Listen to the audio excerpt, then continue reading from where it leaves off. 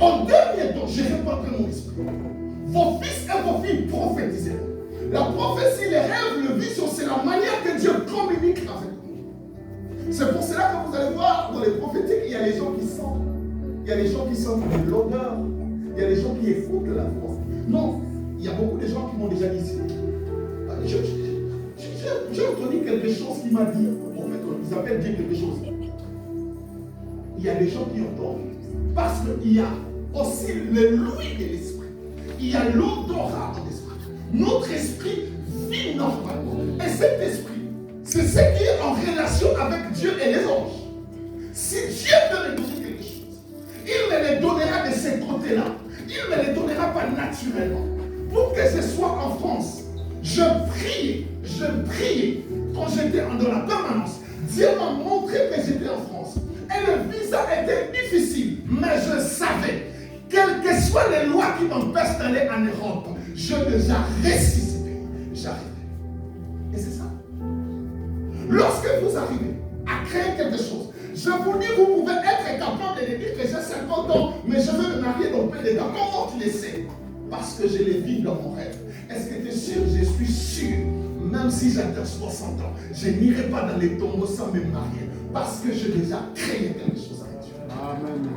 Et tout ce que tu fais, c'est pour cela que, parfois je regrette.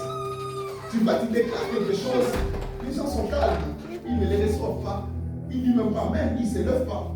Bien, lorsqu'on crie, ça s'appelle des déclarations.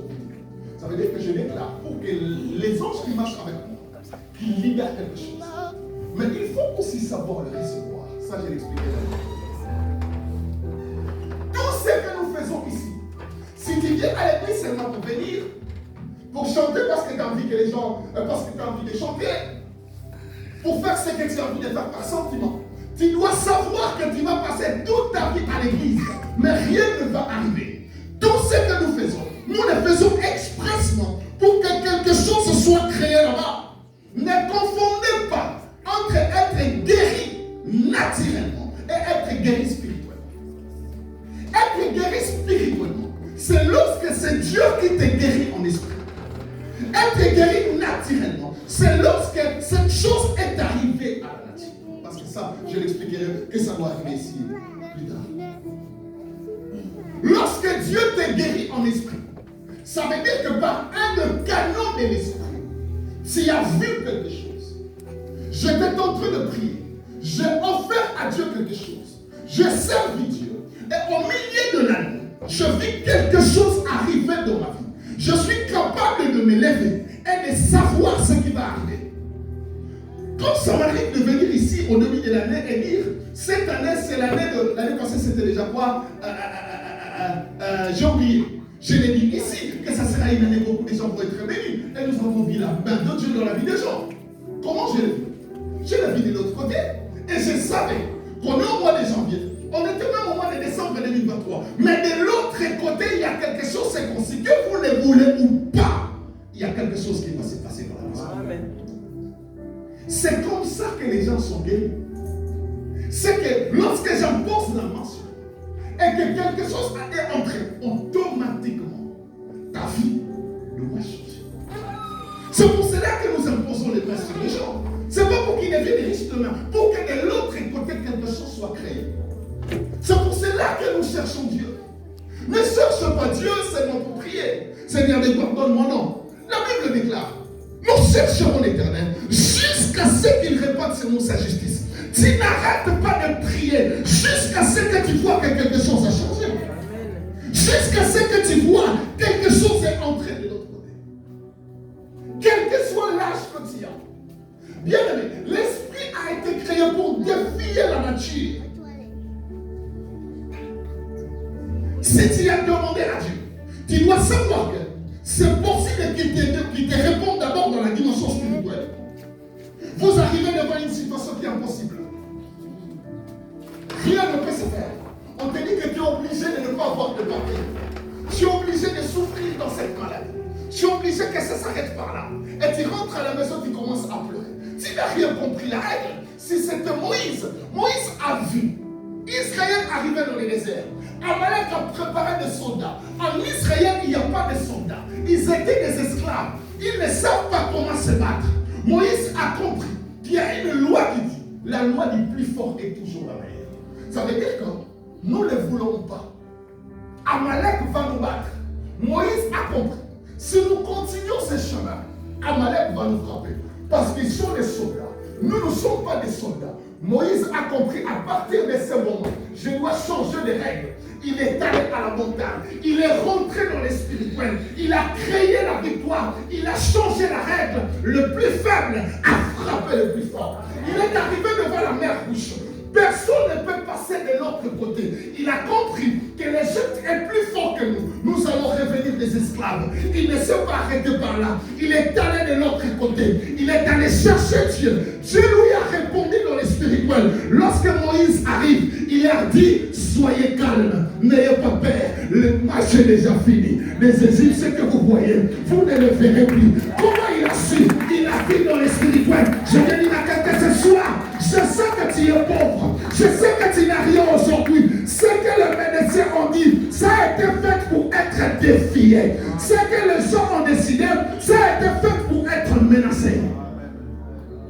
Si c'était Moïse, quand toi tu vois qu'on te dit que tu vois, ça ne peut plus. Quand tu pleures là, si c'était Moïse, il montera à la montagne. Il cherchera Dieu. Jusqu'à ce qu'il verra dans les spirituels. Dieu lui dit, n'ayez pas peur. Égypte, ils vont éclater ma gloire. Les Égyptiens que vous voyez, vous ne les verrez plus. Quand il est en train de venir, il a toujours son bâton, il a toujours rien, mais il est capable de vous dire ce qui va se faire. Pourquoi? Parce que de l'autre côté, je viens de créer une victoire. Je viens dire à quelqu'un ce soir que cette chose ne te fasse plus pleurer. Parce que Dieu nous a donné la solution pour les problèmes qui peuvent nous arrêter. Bien aimé, tu es en train de rêver. Tu vois, on est en train de te poursuivre la nuit.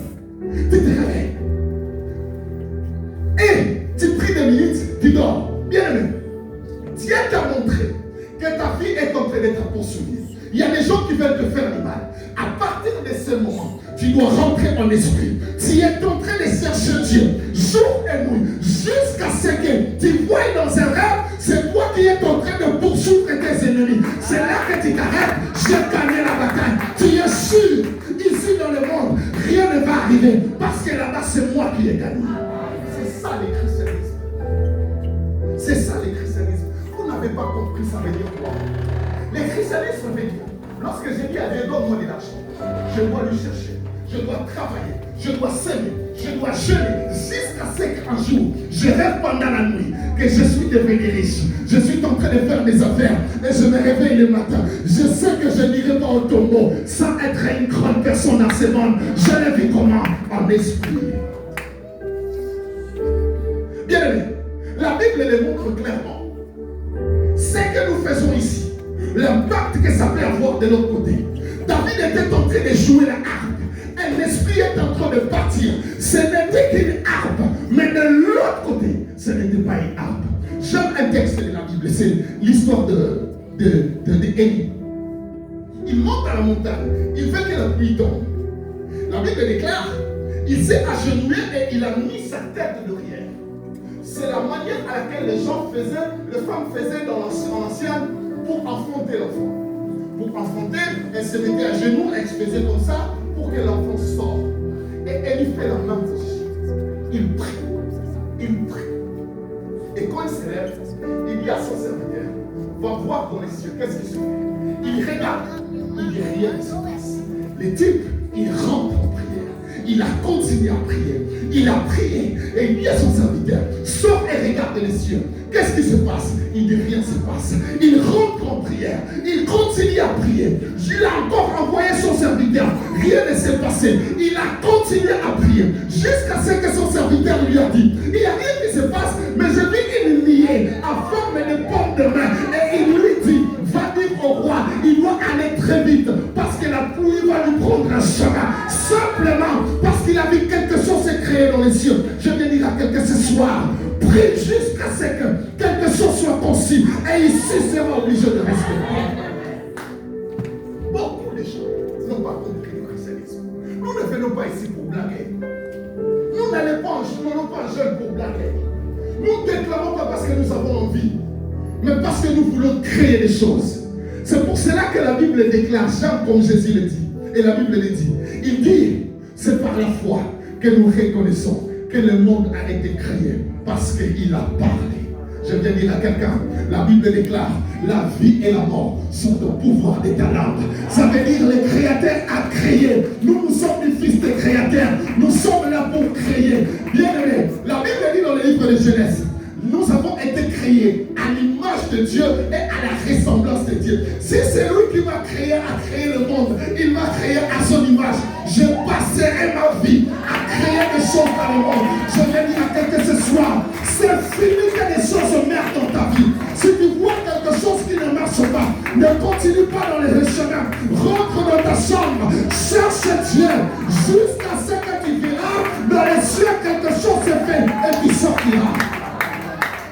Ce n'est plus le temps de venir prier et pleurer simplement. Non. Si je remarque que les choses sont en train d'aller, mais la manière que ça va, il y a quelque chose qui ne marche pas. Je rentre dans ma chambre. Pendant 2 jours, je ne sors pas. Je suis en train de chercher Dieu.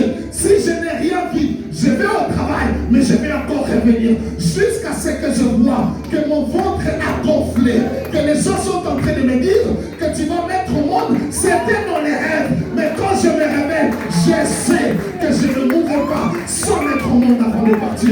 Je viens dire à quelqu'un ce soir, Dieu nous a donné la solution. Les sorciers ne te feront pas quitter le monde. Lorsque tu verras, ils sont en train de t'oppresser, ne continue pas les chemins. Va à la montagne. Et lorsque tu viendras me parler, tu me diras, pasteur, les sorciers m'ont étranglé la nuit, mais je suis allé là-bas, je vis dans la nuit, moi-même je suis en train de l'étrangler. Le match est fini. Je suis en train de dire à quelqu'un ce soir, ta mentalité doit changer. Une maladie ne part pas. Ça continue à te bloquer. C'est parce que tu ne pries pas pour que ça change. Tu pries simplement parce qu'on t'a dit qu'il faut prier. Non. La Bible déclare, la vie et la mort sont au pouvoir de la langue. Ça veut dire si tu sais l'utiliser, tu verras des choses arriver. Tu remarques que les choses ne marchent pas bien. J'essaie de bâtir mon business, mais je sens que ça ne va pas progresser. Bien aimé, dans notre monde, il y a des embouteillages. Mais de l'autre côté, il n'y a pas des embouteillages. Il n'y a que nous et les diables. Si je le frappe, je passe. Si je cherche Dieu, je prends, je passe. Il n'y a pas d'embouteillage. Tu vois que ton patron, il est en train de